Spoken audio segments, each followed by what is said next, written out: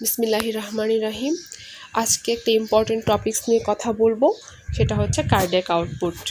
Cardiac output আমরা নামটা শুনিয়ে বুঝতে পারছি। কার্ডিয়াক মানে আমরা জানি হার্ট, আউটপুট মানে বের হয়ে যাওয়া।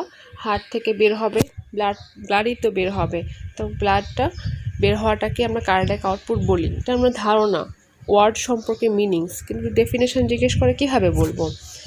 The amount of blood ejected by each ventricle per minute is called cardiac output. এখানে কিন্তু ইচ ভেন্ট্রিকেল বলা হচ্ছে, তার মানে রাইট এবং লেফট ভেন্ট্রিকেল, ঠিক আছে।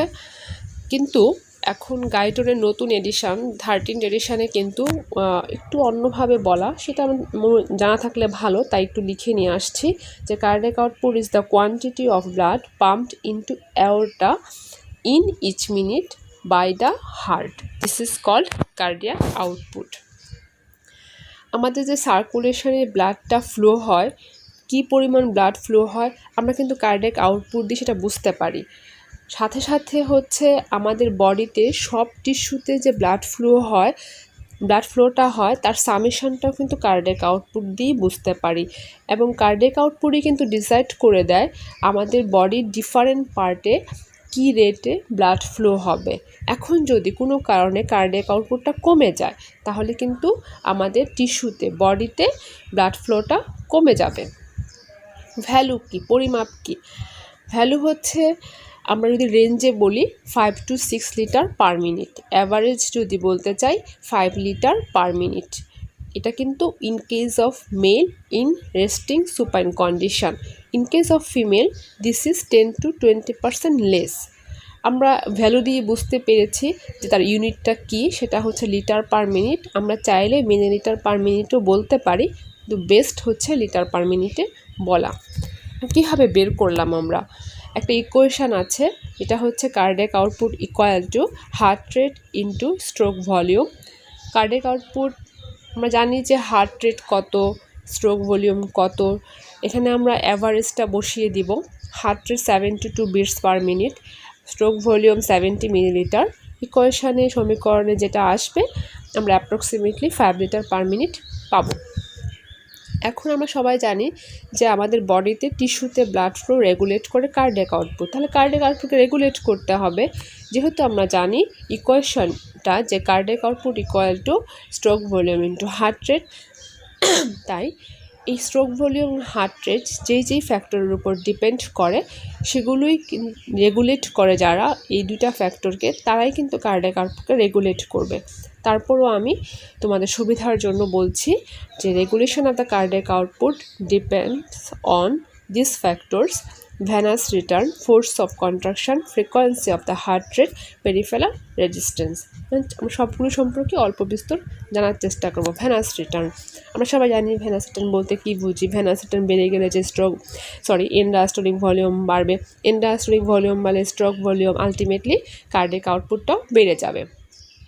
ভেনাস রিটার্ন ডিপেন্ড করে কী ফ্যাক্টরের উপরও সবাই জানি, তারপরেও একটু রিক্যাপিচুলেট করার চেষ্টা করি যে muscular exercise, respiration, pressure difference between capillaries and venule, vasomotor system, decrease venous compliance, vena cava compression, right atrial pressure, pumping action of the heart and gravity. Then force of contraction. Force of contraction তো মানে বুঝি আমরা, সেটা বাড়লে stroke volume বাড়বে, আর stroke volume বেড়ে গেলে ultimately cardiac output তো বাড়বেই। এটা ডিপেন্ড করে কার উপরে? ইনিশিয়াল লেন্থ অফ কার্ডিয়াক মাসেলের উপরে, length of diastolic phase, nutrition and oxygen supply, sympathetic stimulation, circulatory hormone level and ব্লাডের ক্যালসিয়াম লেভেলের উপর ডিপেন্ড করে। ফ্রিকোয়েন্সি অফ হার্ট বিট বা হার্ট রেট যেটাকে বলি আমরা, সেটা হচ্ছে যদি আমাদের স্ট্রোক ভলিউম কনস্ট্যান্ট থাকে, চেঞ্জ না হয়, তাহলে হার্ট রেট বাড়লে কার্ডিয়াক আউটপুট বাড়বে। কিন্তু যদি স্ট্রোক ভলিউমটা কমে যায়, যেমন শকের ক্ষেত্রে অনেক বেশি কমে যায়, তখন কি হয়? হার্ট রেটটাও কিন্তু বেড়ে যায়, তারপরেও কিন্তু কার্ডিয়াক আউটপুট বাড়ে না, সেটা কম থাকে। আচ্ছা, পেরিফেরাল রেজিস্ট্যান্সের ক্ষেত্রে হচ্ছে, যদি টোটাল পেরিফেরাল রেজিস্ট্যান্স বেড়ে যায়, তাহলে কিন্তু আমাদের ভেনাস রিটার্নটা, হার্টে যে ব্লাডটা ফেরত আসে, সেটা কিন্তু কমে যাবে। কমে গেলে আলটিমেটলি এন্ডাস্টোলিক ভলিউমটা কমে গেল, স্ট্রোক ভলিউম কমলো, আলটিমেটলি কার্ডিয়াক আউটপুটটাও কমে যাবে। এখন কী ফ্যাক্টরের উপর আমার এই কার্ডিয়াক আউটপুট ডিপেন্ড করে, আমি সুবিধার জন্য 3টা ভাগে নিয়ে আসছি। Physiological factor, pathological factor, pharmacological কিছু ফ্যাক্টরস আছে। At first physiological factors. প্রথমে এজ বেড়ে গেলে কার্ডিয়াক আউটপুটটা বেড়ে যাবে আস্তে আস্তে। সেক্সের ক্ষেত্রে ফিমেলের ক্ষেত্রে হচ্ছে আমরা আগেই জেনেছি 10 to 20% কম থাকবে সারফেস এরিয়া, যেহেতু আমরা জানি সারফেস এরিয়া সেক্সের ক্ষেত্রে কেন ফিমেলে কম, কারণ তার হচ্ছে যে বডি ওয়েট কম, তার সারফেস এরিয়া কম। সুতরাং সারফেস এরিয়া বেড়ে যাওয়া মানে কার্ডিয়াক আউটপুটটা বেড়ে যাওয়া। ইমোশনাল ক্ষেত্রে হচ্ছে এক্সাইটমেন্ট, অ্যাঙ্গারের ক্ষেত্রে হচ্ছে কার্ডিয়াক আউটপুটটা বেড়ে যায়, এবং গ্রিফ শকের ক্ষেত্রে সেটা কমে যায়। মন খারাপ করে বসে আছি, কমে যাবে। কিন্তু টেম্পারেচার কিন্তু বেড়ে গেলে কার্ডিয়াক আউটপুট বেড়ে যায়, কারণ আমরা জানি টেম্পারেচার বাড়লে হার্ট রেট বাড়ে। প্রেগনেন্সির ক্ষেত্রে কার্ডিয়াক আউটপুটটা বেড়ে যাবে। আমরা ব্যায়াম করছি, ব্যায়াম করলেও কিন্তু কার্ডিয়াক আউটপুট বেড়ে যায়, কেননা আমরা জানি ব্যায়াম করলে মাসেল অ্যাক্টিভিটি বাড়ে, মাসেল অ্যাক্টিভিটি বাড়লে ভেনাস রিটার্নটাও বেড়ে যাবে। আমরা কী পরিমাণ খাবার খাচ্ছে তার উপরও কিন্তু কার্ডিয়াক আউটপুটটা ডিপেন্ড করে। আমরা এখন শুয়ে বসে না দাঁড়িয়ে আছি তার উপরও ডিপেন্ড করবে, যে আমাদের দাঁড়ানো থেকে সিটিং এবং লাইং পোর্শনে কিন্তু কার্ডিয়াক আউটপুট বেশি থাকবে, দাঁড়ানোতে কম থাকবে, কারণ আমরা জানি দাঁড়ানোতে হচ্ছে ভেনাস রিটার্নটা কমে যায়। আর হচ্ছে আর্লি মর্নিংয়ে হচ্ছে কার্ডিয়াক আউটপুট কম পাবো। প্যাথোলজিক্যাল ক্ষেত্রে হচ্ছে কিছু কন্ডিশনে আমরা কার্ডিয়াক আউটপুটটা বেশি পাবো, কিছু কন্ডিশনে কম পাবো। বেশি পাবো কখন? হাইপারথাইরয়েডিজম। হাইপারথাইরয়েডিজম হলে হার্ট রেট বেড়ে যায়, বডি মেটাবলিজম বেড়ে যায়, এই কারণেই কার্ডিয়াক আউটপুটটা বাড়ে। এনিমিয়া হলে কি হয়? আমরা জানি অক্সিজেন ক্যারিং ক্যাপাসিটিটা নর্মালি কমে যায়, তখন সেটাকে কম্পেনসেট করার জন্য সেটাকে কার্ডিয়াক আউটপুটটা বেড়ে যাবে। ফিভার হলে আমাদের টেম্পারেচার বাড়ে, সঙ্গে সঙ্গে মেটাবলিজম বাড়ে, কার্ডিয়াক আউটপুটটাও বেড়ে যাবে। আর্টারিওভেনাস ফিস্টুলা হলে, Paget disease, very fibrillation and flutter হলে কার্ডিয়াক আউটপুট বাড়ে। কমবে কখন? হাইপোথাইরয়েডিজম হলে, haemorrhage, congestive cardiac failure, shock, oligaemia, এগুলোতে কমে যাবে। ফার্মাকোলজিক্যাল ফ্যাক্টর কিছু আছে, যে কিছু ওষুধ আমরা খেয়ে থাকি কিছু কিছু কন্ডিশনে, এগুলো খেলে হচ্ছে যে আমাদের হার্ট রেটের উপর প্রভাব পড়ে। যেমন কিছু বিটা ব্লকার আছে, এগুলো তোমার থার্ড ইয়ারে যখন ফার্মাকোলজি পড়বে তখন নামগুলো শিখবে। আপাতত শুধু জেনে রাখো যে বিটা ব্লকার কিছু ড্রাগ আছে, ডিজিটাল ড্রাগ আছে, এগুলো কার্ডিয়াক আউটপুট উপর এফেক্ট আছে। অন্যভাবে যদি বলতে চাও, অ্যাজ দ্য বুক অফ গ্যাননে হচ্ছে নো চেঞ্জ, ইনক্রিজ, ডিক্রিজ, এই 3টা ভাগে ভাগ করেছে। তুমি এইভাবে বলতে চাইলেও বলতে পারো যে আমাদের স্লিপে এবং টেম্পারেচার যদি মোডারেটলি চেঞ্জ হয়, আমাদের কার্ডিয়াক আউটপুটে কোনো চেঞ্জই হবে না। বাড়বে কখন? Anxiety, excitement, eating, exercise, high environmental temperature, pregnancy, epinephrine আরেকটা ড্রাগ, এগুলো খেলে বেড়ে যায়। কমে যাবে কখন? যে সিটিং এবং standing from lying position, rapid arrhythmia, heart disease, এগুলোতে কমে যাবে। এখন তোমাকে কার্ডিয়াক আউটপুটও রেগুলেট করা জানলা, ভ্যালু জানলা, এখন তুমি কীভাবে একটা মেজার করবা, কীভাবে বুঝতে পারবা কার কার্ডিয়াক আউটপুট কত? এখন আমরা এক্সপেরিমেন্টাল অ্যানিমেলের ক্ষেত্রে করে থাকি হচ্ছে যে ইলেকট্রোম্যাগনেটিক ফ্লোমিটার, যেটা প্লেসড করি আমরা অ্যাসেন্ডিং অ্যাওরটাতে, আল্ট্রাসনিক ফ্লোমিটার দিয়েও করি। কিন্তু মানুষের ক্ষেত্রে, অ্যাজ এ হিউম্যান বিংয়ের ক্ষেত্রে আমরা কোথায় কীভাবে করি?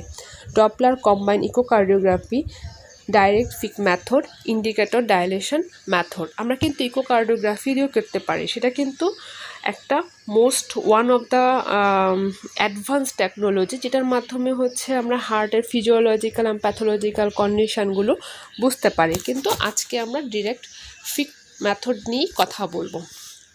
ফিক মেথডটা হচ্ছে বিজ্ঞানীর নাম অনুসারে, বিজ্ঞানী ফিকের নাম অনুসারে। তিনি হচ্ছেন 1870 সালের জুলাই মাসে একটি কনফারেন্স হয়েছিল, সেখানে উনি ফিক কন্ট্রিবিউশন নামে একটা রিপোর্ট সাবমিট করেছিলেন। সেখানে উনি যেই হাইপোথিসিসটা নিয়ে কথা বলেছিলেন, সেটাই আসলে এখন ফিক প্রিন্সিপাল নামে আমরা জানি। তার প্রিন্সিপালটা কি?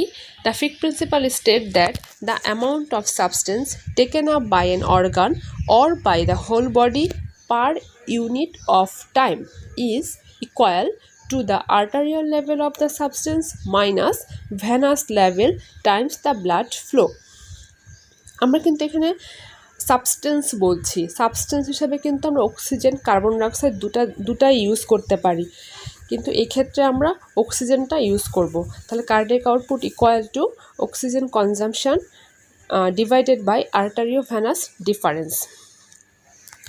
আমরা যদি অক্সিজেনটা ইউজ করে থাকি এখানে, তাহলে কিন্তু আমাদের জানতে হবে যে এই সাবস্টেন্সটা আমি বডিতে ইউজ করতে পারবো শুধুমাত্র যখন হচ্ছে এটার অনলি সোর্স হবে আর্টারিয়াল ব্লাড, তখনই অক্সিজেনটাকে আমি আমার ফিক প্রিন্সিপালে ফেলতে পারবো। আচ্ছা, এখন তো আমাকে আর্টারি এবং ভেইন থেকে ব্লাড কালেক্ট করতে হবে ফিক প্রিন্সিপালটাকে অ্যাপ্লাই করার জন্য। তাহলে হচ্ছে আমি আর্টারিয়াল ব্লাডটা তো আমি বডির যে কোনো জায়গা থেকে নিতে পারবো। বডি যেখানে আর্টারি আছে সব আর্টারিতে একই পরিমাণ সেম কনসেন্ট্রেশনে অক্সিজেন থাকবে। তাহলে আমি আমার প্রেফারেবল যে কোনো জায়গা থেকে নিতে পারি। আমি রেডিয়াল আর্টারি প্রেফার করতে পারি, ওখান থেকে আমি আর্টারিয়াল ব্লাড কালেক্ট করে আমি অক্সিজেন কন্টেন্ট মেজার করব। এখন সমস্যা হচ্ছে ভেনাস ব্লাডের ক্ষেত্রে কোত্থেকে নিব? ভেনাস ব্লাড নিতে হবে পালমোনারি আর্টারি থেকে, এবং তখন আমাদের লাগবে একটা লং কার্ডিয়াক ক্যাথেটার। এটা একটা বিনাইন প্রসিডিওর। সেটার জন্য আমাকে এই লং কার্ডিয়াক ক্যাথেটারটা আমার ব্রাকিয়াল যে ভেনটা আছে ফোর আর্মে সেখান দিয়ে ইনসার্ট করতে হবে, এবং তার টিপে কিন্তু ফ্লোরোস্কোপ নামে একটা গাইডেড দেওয়া থাকবে। সেটা দিয়ে হচ্ছে আমার রাইট এট্রিয়াম, রাইট ভেন্ট্রিকল হয়ে আমার পালমোনারি যে আর্টারি যে স্মল ভ্যাসেলগুলো আছে, ব্রাঞ্চেসগুলো আছে সেখানে ইনসার্ট করবে। সেখান থেকে সে ভেনাস ব্লাড কালেক্ট করবে। আমি তারপর তার অক্সিজেন মেজার করব, তারপর সেই ভ্যালু বসাবো। আমাদের বিজ্ঞানীরা সব বের করাই আছে, আমরা শুধু ইকুয়েশনের মধ্যে বসিয়ে দিব। যে আমরা সবাই জানি, আমাদের সব ওয়েল এস্টাবলিশ প্রমাণিত যে 250 ml অক্সিজেন অ্যাবজর্ব করবে লাং থেকে প্রতি মিনিটে পালমোনারি ব্লাডের থেকে। আর আমরা এটাও জানি যে আর্টারিয়াল ব্লাডের অক্সিজেন লেভেল হচ্ছে 190 ml পার লিটার, এবং ভেনাস ব্লাডের অক্সিজেন কন্টেন্ট হচ্ছে 140 ml পার লিটার। তাহলে এই ভ্যালুগুলো আমি ইকুয়েশনে বসিয়ে দেওয়ার পরে কিন্তু আমি পাবো 5 লিটার পার মিনিট। এখন এই কার্ডিয়াক আউটপুট কেন মেজার করতে হবে? আমি যদি হার্ট ফেলিওর আছে কিনা বুঝতে চাই, কিংবা তার কনজেনিটাল হার্ট ডিজিজ আছে কিনা। তো কনজেনিটাল হার্ট ডিজিজ কী বলতে পারো? যে atrial septal defect, ventricular septal defect, patent ductus arteriosus, coarctation of the aorta, এগুলোর ক্ষেত্রে হচ্ছে যে আমরা ডায়াগনোসিস করতে পারি। আমাদের কিছু টার্ম আছে, যেমন কার্ডিয়াক ইন্ডেক্স, কার্ডিয়াক রিজার্ভ, এসব জানতে হবে যে কার্ডিয়াক ইন্ডেক্সটা আসলে কি। আমরা একটু আগে জেনেছি কি কার্ডিয়াক আউটপুটটা বডি সারফেস এরিয়ার সাথে ডিপেন্ডেন্ট। সারফেস এরিয়া বাড়লে কার্ডিয়াক আউটপুট বাড়বে। তার রিলেশন যেহেতু আছে, এখান থেকে আমরা একটা সূত্র পেয়ে যাব, যেটা হচ্ছে কার্ডিয়াক ইন্ডেক্স। বলবো যে কার্ডিয়াক ইন্ডেক্সটা হচ্ছে which is the cardiac output per square metre of body surface area. প্রতি square metre of body surface এরিয়াতে কার্ডিয়াক আউটপুট যতটুকু হয় সেটাই হচ্ছে কার্ডিয়াক ইন্ডেক্স। আমরা এটাও জানি যে 70 কেজি অ্যাডাল্ট মেলের ক্ষেত্রে তার সারফেস এরিয়া হচ্ছে 1.7 স্কোয়ার মিটার। আমি ইকুয়েশনের মাধ্যমে বের করতে পারি কার্ডিয়াক ইন্ডেক্স হচ্ছে তার 3 litre per minute per metre square. কীভাবে বের করলাম? Cardiac index equal to cardiac output divided by surface area. আমরা জানি cardiac output 5 litre per minute, তাকে ডিভাইড করব 1.7 মিটার স্কোয়ার, আমরা পেয়ে যাব 3 litre per minute per metre square approximately. এই কার্ডিয়াক ইন্ডেক্সটা কিন্তু র্যাপিডলি বাড়ে অ্যাট দ্য এজ অফ 10। তখন কিন্তু তার 4 litre per minute per metre স্কোয়ারের থেকেও বেশি হয়ে যায়। আবার যখন এজ বেড়ে যাবে, 80 ইয়ার্স হবে, কাছাকাছি হবে, তখন তার কিন্তু কার্ডিয়াক ইন্ডেক্স কমে যাবে, 2.4 litre per minute per metre square পাবো। কেন কমে যায়? ওল্ড এজে আমরা সবাই জানি তার অ্যাক্টিভিটি কমে যায়, তার মাসেল মাস কমে যায়, এই কারণেই কমে যায়। একটা গ্রাফ আছে যেখানে দেখতে পাচ্ছ যে 10 ইয়ার্স অফ দ্য এজে 4 থেকে 4 থেকে বেশি আমরা কার্ডিয়াক ইন্ডেক্স পাচ্ছি, এবং 80 ইয়ার্সের ক্ষেত্রে 2.4 পাচ্ছি। ঠিক আছে, এখন কার্ডিয়াক রিজার্ভটা খুব ইম্পর্টেন্ট, যে এটা নর্মাল লেভেল থেকে কি পরিমাণ বেশি কার্ডিয়াক আউটপুট বাড়তে পারে, কী পরিমাণ বেশি সে রিজার্ভ করতে পারে, this is the cardiac reserve. The maximum percentage that the cardiac output can increase above the normal level is called cardiac reserve. এটা কিন্তু আমরা ফ্র্যাঙ্ক স্টার্লিং ল দিয়ে এক্সপ্লেন করতে পারি। ফ্র্যাঙ্ক স্টার্লিং ল কি আমরা জানি, আমরা cardiac properties of the muscle, cardiac মাসেলের যে প্রপার্টিস তখন পড়েছি আমরা। কার্ডিয়াক রিজার্ভটা আমরা এক্সপ্রেস করি পার্সেন্টেজের মাধ্যমে। আচ্ছা, এই কার্ডিয়াক রিজার্ভটা কিন্তু আমাদের রেস্টিং যে হেলদি পারসন তাদের ক্ষেত্রে কিন্তু 4 থেকে 5 গুণ বেশি হতে পারে। যেমন মনে করো যে আমরা এখন দৌড়ালে কি হয়, আমাদের বডিতে অক্সিজেন ডিমান্ড বেড়ে যায় এবং তখন সেই অক্সিজেন ডিমান্ডটা ফুলফিল করার জন্য কার্ডিয়াক ব্লাড সার্কুলেশনটা বাড়িয়ে দিতে হবে। সেটা কীভাবে সম্ভব, কার্ডিয়াক আউটপুটটা মানে বাড়িয়ে দিয়ে, সেটা হচ্ছে যদি আমাদের রিজার্ভ থাকে আমরা বাড়াতে পারবো। নর্মাল ভ্যালু কি, অ্যাডাল্টসের ক্ষেত্রে হচ্ছে 300 to 400 বেশি ইনক্রিজ হতে পারে, বা ট্রেন্ড অ্যাথলেটস তাদের ক্ষেত্রে হচ্ছে 500 থেকে 600% বেশি হতে পারে। সবচেয়ে বেশি আমাদের নর্মালের ক্ষেত্রে যখন ব্যায়াম করব তখন বেশি হবে, আবার কমে যাবে যখন কার্ডিয়াক ডিজিজ থাকবে, আবার হার্ট ফেলিওর কিন্তু কোনো রিজার্ভই থাকবে না। আচ্ছা, কি প্রয়োজন আমাদের কার্ডিয়াক রিজার্ভটা ডিটারমাইন্ড করা, কারণ হচ্ছে আমরা আগেই জানি রিজার্ভ যেটাই হোক সেটা কার্ডিয়াক আউটপুটের থেকেই বের করা। ব্লাড ফ্লোটাকে সে বডি টিস্যুতে যে ব্লাড ফ্লোটাকে সেটা সে মেনটেন করবে, এবং তার যদি হার্ট ফেলিওর ইন্ডিকেশান থাকে সেটাকে ডায়াগনোসিস করবে, যে প্রেডিক্ট করি আমরা যে তার হতে পারে, কারণ রিজার্ভ দিয়ে আমরা বুঝতে পারি। এছাড়া কিছু কিছু কন্ডিশান আছে যে ischaemic heart disease, primary myocardial disease, vitamin deficiency যেটা এফেক্ট করে কার্ডিয়াক মাসেলকে, আবার হচ্ছে physical damage to myocardium, valvular heart disease এবং মেনি আদার ফ্যাক্টরস যেটা ইনফ্লুয়েন্স করে কার্ডিয়াক রিজার্ভের ক্ষেত্রে। Thank you for your patience hearing.